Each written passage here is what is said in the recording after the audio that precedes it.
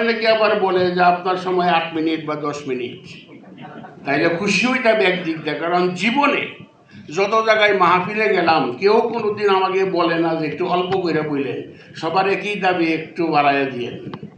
ভাড়া কম করলে আসতে রাগারাগি, খালি রাগারাগি না, বিলাইয়াদের মধ্যে বেদল করে ফেলা। এই জন্য আপনারা আরও অবাক হবেন, সাক্ষী সেলিম সাহেব অন্যদিকে না, ভারতে মাহফিলের দাওয়াত আমার, সেলিম সাহেবের টিকিট ওনার পকেটে। আমি বলছি যাব না।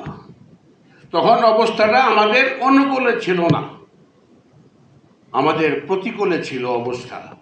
বেশ কয়েক বছর আগে সেলিম সাহেব ঠিক আছে না, টিকিট পকেটে আমি নাই, দাওয়াতে যাই নাই ভারতে। আমি বক্তৃতা করি আমেরিকাতে, আল্লাহর রহমতে আলহামদুলিল্লাহ। ইংল্যান্ডে টিকিট কেটে বক্তৃতা শুনতে আসে মৌলানা দেলাওয়ার হোসেন সাঈদী সাহেব, এবং আমার অনেকগুলো অনুষ্ঠান লন্ডনে। আলতাবালি নামে একটা পার্ক আছে এক বাঙালির নামে লন্ডনে, উসমানী নামে হল আছে, ওই সমস্ত জায়গায় আমাদের প্রোগ্রাম। কিন্তু আসল কাজটা কি নাম বলবো না,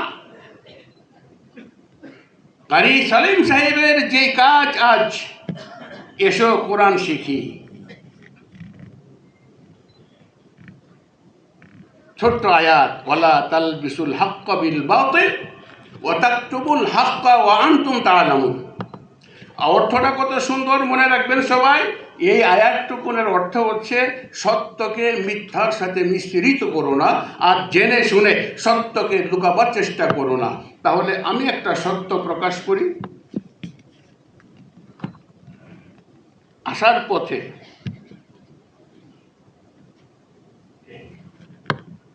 ডাক্তারি পড়ে, কারি, হাফেজ, এবং তার মাদ্রাসার রেজাল্টটা খুব ভালো। তারপরে তারে যে কোনো কারণে আত্মীয় স্বজনরা প্রেশার দিয়ে ডাক্তারিতে নিয়ে গেছে, আলহামদুলিল্লাহ।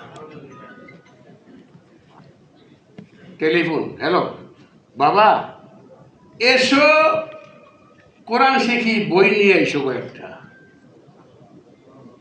কারি হাবিবুল্লাহ বেলাদির ছেলে কারি সেলিম সাহেবের লেখা একটা বই আনার জন্য বাসায় বলতে পারে নাই, সেখানে টেলিফোন করেছে বই নিয়ে এসো।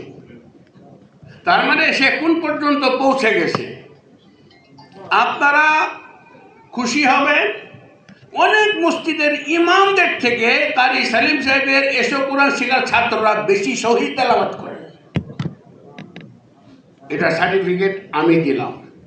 আমি এটা কি, এইভাবে তো পারার কথা না। কে কে ভাই খুলেন, খুলে দেখি যে এত বড় হোটেল, সেলিম সাহেব 2 মেহমান নিয়ে হাজির। বলে যে আমার এই 2 হাজির, আপনার পাশে 2টা সিট খালি আছে, এখানে থাকবে। খেদমতের নমুনাটা দেখেন, খুব খেয়াল করেন। নমুনার কাকে বলে? সেলিম সাহেবের জীবনের থেকে বলছি।